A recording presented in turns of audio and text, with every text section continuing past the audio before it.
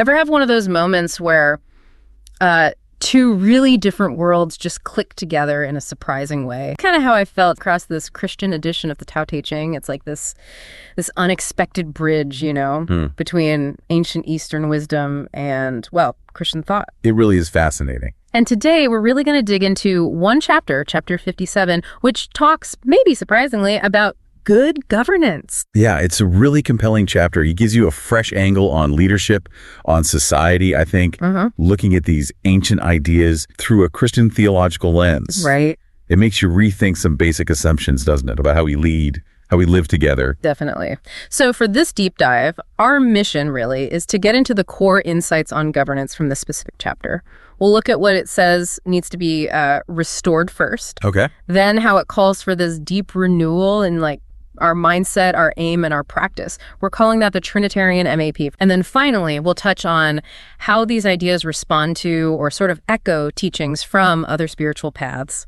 Sound good? Ready to jump in? Absolutely. Let's start with restore. Okay, so diving right in, the main thrust of chapter 57 seems to be that, real governance isn't just about strict rules and force. Instead, it talks about the power of stillness, silence, and this kind of hands-off approach, non-interference. Yeah, and what's really striking is the contrast it draws. The usual way, lots of rules, using military tactics in conflict. Or standard playbook. Exactly.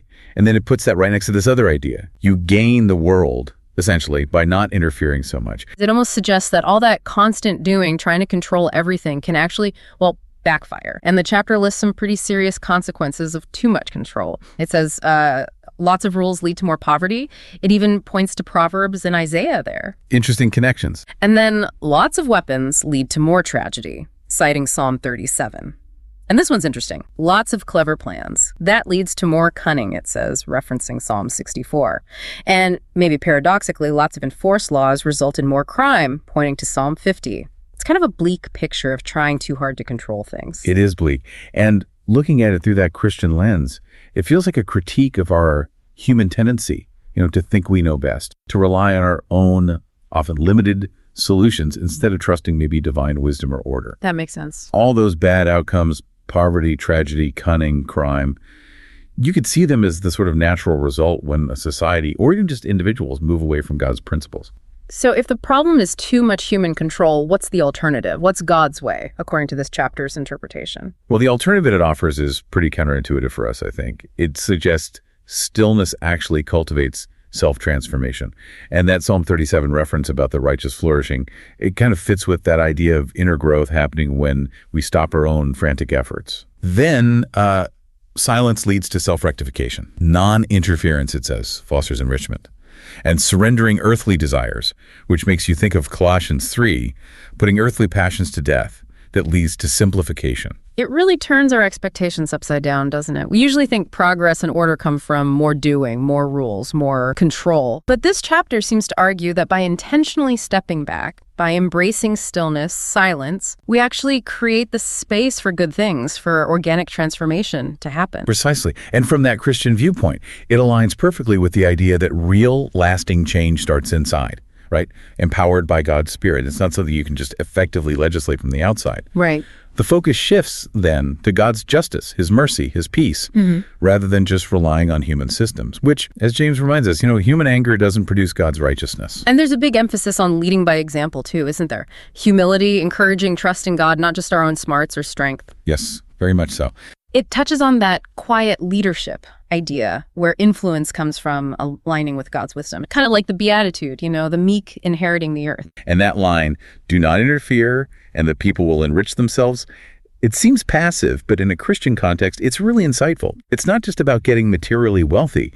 It suggests that by easing up on unnecessary control, you foster an environment where people are freer to pursue spiritual growth, to rely more on God's provision, without being weighed down by too much human interference. Okay, that adds another layer. So wrapping up this restore section, it sounds like the chapter paints a picture of leadership that really resonates with Christian ideals.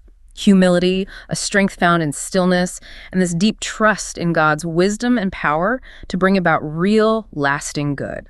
That sums it up well. It really sets the stage for meeting a fundamental renewal in how we approach things. Which leads us perfectly into our second big theme, renewal.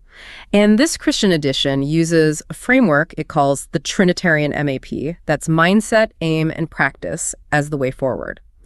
Let's start with mindset, the shifts in thinking. But first, this framework itself, is that like standard Christian theology or more of a tool for this book? That's a great question. The Trinitarian MAP, it seems like a structure created to help unpack chapter 57 using a familiar Christian pattern thinking, aiming, doing. It's a really useful way to organize these ancient ideas so they connect with Christian thought. Got it. Okay, so mindset. The chapter picks off learning about the dangers of excessive control and laws with that line. When there are many rules and restrictions, more people become poor. What's the mindset shift needed here? It's really a call to embrace humility, I think, and allow for freedom. The explanation connects it to how legalism can just stifle growth, stifle initiative. It makes you think of Jesus offering a light yoke, right, in Matthew 11. So the idea is offer guidance, sure, but not suffocating regulation. Encourage people to take responsibility within their faith. Okay. Then building on that, the limits of external control. It talks about the dangers of over-reliance on force. When there are many sharp weapons, more tragedy appears. What's the mindset change there? The shift is towards actively seeking peace. Reconciliation first. The explanation points out how destructive force is for conflict resolution, and it echoes Jesus' really radical teaching, turn the other cheek. Difficult, but profound. Right. So the application is approach conflicts wanting reconciliation. Listen, mediate. And Matthew 5.9, blessed are the peacemakers. That's the guiding mindset, peace over force. Then comes a futility of cunning plans, saying when there are many clever plans, more cunning things occur. What thinking needs adjusting here? It's about shifting our trust away from our own often self-serving plans and scheme and putting that trust firmly in God's wisdom. Because, as the explanation notes, real peace comes from trusting God, while our clever schemes often just create division and mistrust. Avoid deceit. Pray for wisdom. Act with integrity. Proverbs 16.3 is a great reminder. Commit to the Lord whatever you do. Let him establish the plans. Okay. The next issue is the burden of enforced laws. With the insight, when there are many enforced laws, more robbers and thieves appear. This seems to dig deeper than just having laws. It really does. The renewed mindset here is about focusing on inner transformation, not just ticking boxes for compliance. Heart change, not just behavior change. Exactly. The idea is when hearts are genuinely changed by God, obedience tends to flow more naturally. There's less need for harsh enforcement. It's about fostering a culture of personal responsibility, grounded in grace. Hosea 6.6 comes to mind. For I desire mercy, not sacrifice. Get to the root cause. Now we shift to something more proactive, the power of stillness and non-interference. With those lines, be still and the people will transform themselves. Keep silent and the people will rectify themselves. What's the key mindset here? It's about developing a deep trust in God's power to transform and, crucially, giving others the space to grow in their own relationship with him. Letting go of control. Yeah. The explanation points out that God works on his timeline, and sometimes our constant meddling can actually get in the way. It's about patience, allowing room for others' growth without us stepping in all the time. Exodus 14 is so powerful here. The Lord will fight for you. You need only to be still, recognizing our limits and God's sovereignty.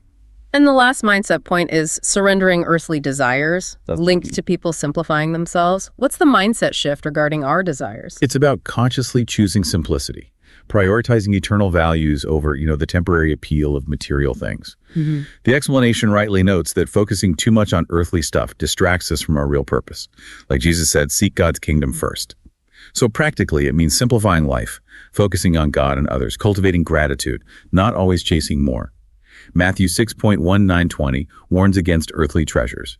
So putting it all together for mindset, the big theme seems to be shifting away from our default need to control and manipulate, right? Towards humility, trust in God's timing and wisdom, and focusing on that inner spiritual change. Moving from striving and forcing things to surrendering, trusting, and letting God work his way in his time. Okay, so we've looked at the mindset shifts. Now let's talk about the second part of renewal, aim. With this new way of thinking, what should our goals actually be? Well, it flows naturally, doesn't it? Translating that perspective into actual goals. So first, reflecting the warning about too much control, the aim is to aim for freedom through minimal control. Again, connecting overregulation to poverty. Right. And the thinking is to create environments where people are free to grow spiritually, trusting God's guidance. Application. Empower with trust, guide rather than command.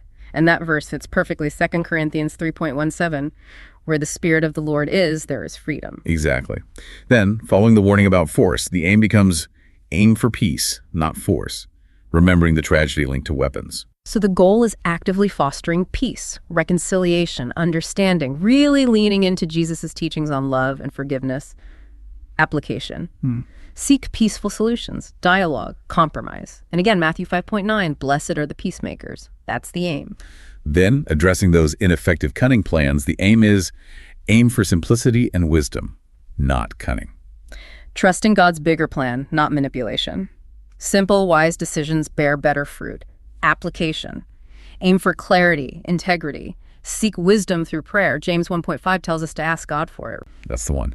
Then, matching the negative impact of enforced laws, the aim becomes aim for transformation, not external enforcement. Focusing on that inner change driven by the Holy Spirit, which then naturally means less need for external rules. Application. Yeah. Mentoring for spiritual growth, encouraging relationship with God. Jeremiah 31.33 supports that. I will put my law within them. Then, reflecting the power of stillness, the aim is aim for stillness and trust in God's work. Trusting God's timing, resisting that urge to control everything. Application.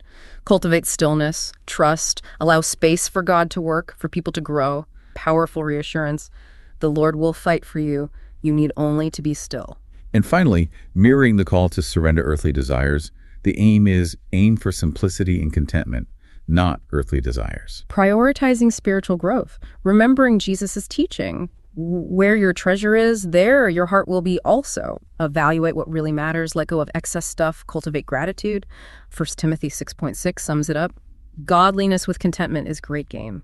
So yeah, the aim section basically takes those mindset shifts and turns them into clear God-focused goals: freedom, peace, wisdom, inner transformation, trust in God. Exactly. It's moving from just thinking differently to actively setting our sights on these goals. Okay, so how do we do it? That brings us to the final piece of renewal. Practice. Right. Practice gives us the concrete steps, how to live this out. So aligning with the aim for freedom, the practice is practice freedom through grace and trust. Meaning, actively allow freedom without excessive rules. Operate with grace, not judgment. Application. Guide us understanding. Encourage personal choices in faith. Promote responsibility. Galatians 5, it is for freedom that Christ has set us free. Then for the aim of peace, the practice is practice peace, not force. Consciously seeking peaceful solutions. Prioritizing reconciliation and how we interact. Application. First step towards peace. Choose dialogue. Empathy, not aggression.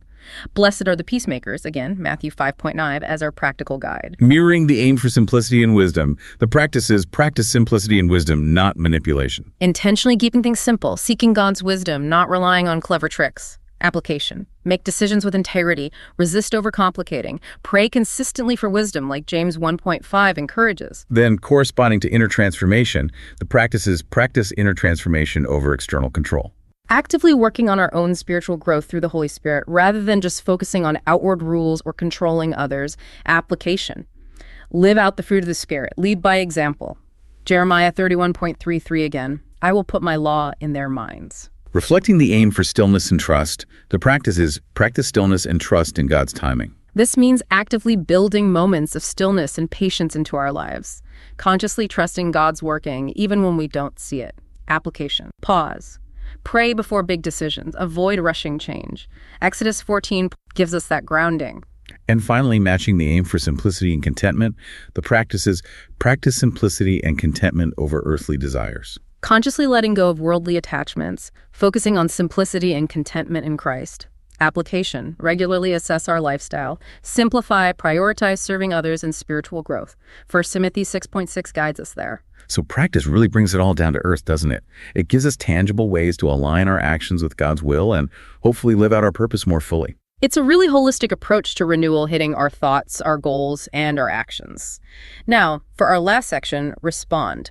Let's look at how these core ideas resonate, maybe surprisingly, beyond just Christianity. Yes, the Respond section looks at parallel teachings in other major faiths, highlighting some, universal truths that seem embedded in this chapter. Okay, let's start with the principle of non-interference and trust in divine order. The chapter links many rules, more poverty, to similar ideas elsewhere. That's right. So in Christianity, it's about trusting God's overall plan. Buddhism talks about non-attachment, letting go of outcomes. Hinduism teaches selfless action, detachment from results. And Islam emphasizes tawakkul, complete reliance on Allah. Interesting parallels. Yeah, the common thread is that too much human meddling often causes problems, while trusting a higher order brings more harmony.